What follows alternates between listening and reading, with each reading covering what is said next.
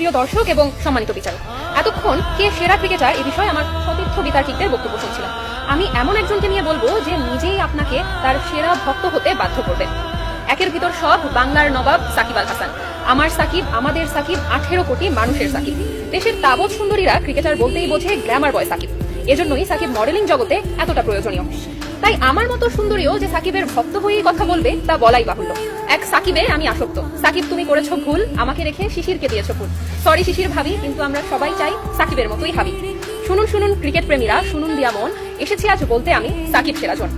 সাকিব যে শুধু একজন ব্যাটার অথবা বোলার তা কিন্তু নয়, সাকিব একজন অলরাউন্ডার। একটি দুটি বছর নয়, টানা এক দশক যাবৎ শীর্ষ অলরাউন্ডারের রেকর্ডের অধিকারী সাকিব আল হাসান এখনো পর্যন্ত একদিনের আন্তর্জাতিক ক্রিকেট এবং টেস্টে নিজের সর্বোচ্চ র্যাঙ্কিং ধরে রেখেছেন। একদিনের আন্তর্জাতিক ক্রিকেটে বাংলাদেশের হয়ে সর্বোচ্চ উইকেট শিকারী এবং টি-20তে সর্বোচ্চ রানের অধিকারী একমাত্র সাকিব আল হাসান, এবং এরই সাথে সারা বিশ্বে সর্বোচ্চ উইকেট শিকারী টি-20তে আমাদের সাকিব আল হাসান। সাকিবের জাতীয় দলে অভিষেক হয় 2006 সালে। অভিষেক ম্যাচের পরে হাবিবুল বাশার বলেছিলেন, আমার জীবনের সবচেয়ে বড় বিষয় আজ আমি এই ছেলেটির কাছ থেকে উপহার পেলাম। অনুশীলন ম্যাচে কাকে দেখেছিলাম আর আজ আমি কাকে দেখছি। মুগ্ধ হলাম ওর বোলিং দেখে, অবিশ্বাস্য। সেদিন যা যা ভুল করেছিল সাকিব, আজ তার কিছুই করেনি। নতুন করে নিজেকে চেনালো সে। এই ছেলে এক ভুল দ্বিতীয়বার করে না। সাকিবকে ব্যাখ্যা করতে গিয়ে তার সতীর্থরা একটা শব্দ খুব ব্যবহার করেন, আর সেটি হলো ডিফারেন্ট। সাকিব তার ডিফারেন্ট আচরণ সবার সামনে প্রথম প্রকাশ করেছিলেন 2007 সালের বিশ্বকাপে। ওয়েস্ট ইন্ডিজে বসবাসরত বাংলাদেশি প্রবাসীরা এক রাতে তাদেরকে ডিনারের জন্য আমন্ত্রণ জানায়, এবং সেই দিন প্রবাসীরা বাংলাদেশ দলের খেলোয়াড়দের নানা দোষ ত্রুটি তুলে ধরছিলেন এবং বিভিন্নভাবে তাদের সমালোচনা করছিলেন।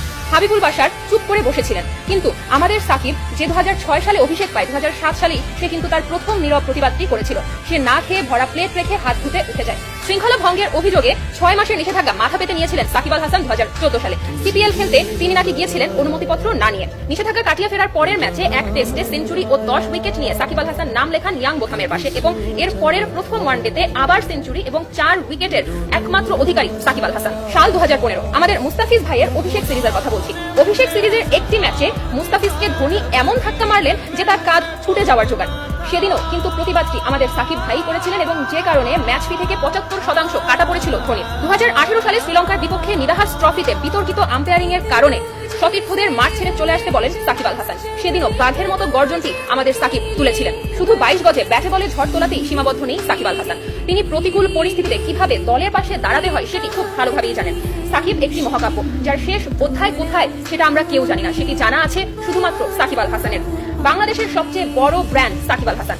সাকিব আল হাসানের ধারে কাছেও আজ পর্যন্ত কেউ যেতে পারেনি। তিনি একজন অসাধারণ ট্যালেন্ট, তিনি একজন বিতর্কিত ট্যালেন্ট। বিতর্কিত এবং প্রতিবাদী খেলোয়াড়রা বারবার প্রশ্নবিদ্ধ হন এবং ভুলভাবে উপস্থাপিত হন।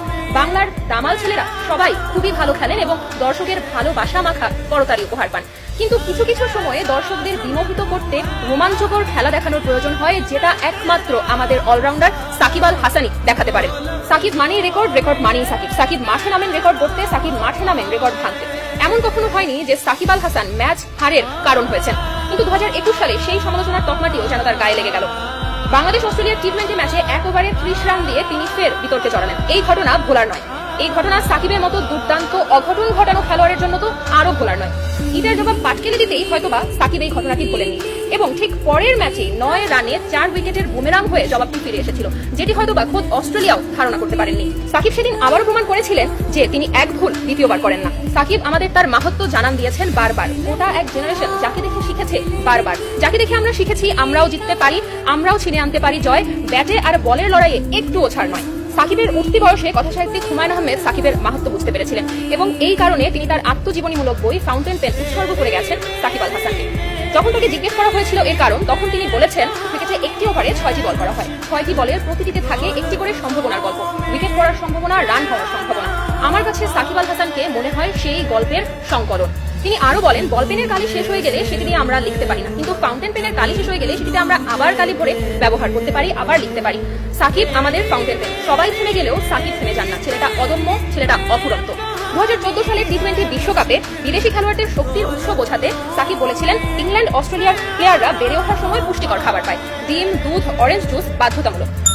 সেই সাক্ষাৎকারের মূল কথা না বুঝে আমাদের দর্শকরা শুরু করলো অরেঞ্জ জুস নিয়ে ট্রল করা। তখনই সাকিব আক্ষেপ করে বলেছিলেন, এই দেশের মানুষ আমাকে কখনো বুঝবে না।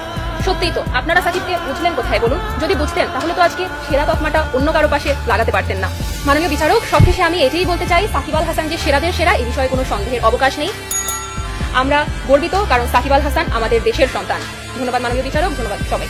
প্রিয় সাকিব আল হাসানের ভক্ত, যখনই আসে নতুন কোনো শক্ত প্রতিপক্ষ, আপনি চলে যান আমেরিকাতে কিংবা দুবাইতে নতুন কোনো বিজ্ঞাপনে, নতুন কোনো শুটিংয়ে। বিজ্ঞাপন বেশি জরুরি নাকি ব্যবসা বেশি জরুরি নাকি বাংলাদেশের হয়ে খেলাটা অত্যাধিক জরুরি? আশা করি উত্তর দিয়ে যাবেন। সাকিব আল হাসানের নামের পাশে অলরাউন্ডার তকমাটি কিন্তু এমনি এমনি লাগেনি। তিনি যে শুধু 22 গজের নায়ক তা কিন্তু নয়। তিনি বিজ্ঞাপন বলুন, মাঠ বলুন, সব ক্ষেত্রে তিনি সমানভাবে পারদর্শী বলেই তার নামের পাশে অলরাউন্ডার তকমাটি জুড়ে দেওয়া হয়েছে। বাংলাদেশের মানুষ চাকরি নির্ভর হয়ে নতুন কর্মসংস্থানের সুযোগ হারাচ্ছে। সাকিব আল হাসান নতুন নতুন কর্মসংস্থানের যোগান দিচ্ছে। এই যে আর 2 বছর পরে স্নাতক শেষ করে বের হবেন, তখনই বুঝতে পারবেন চাকরির বাজারে নতুন কর্মসংস্থানের কতটা গুরুত্ব। সাকিব আল হাসান নতুন প্রজন্মকে ব্যবসা করে স্বনির্ভর হওয়ার জন্য অনুপ্রাণিত করে যাচ্ছে।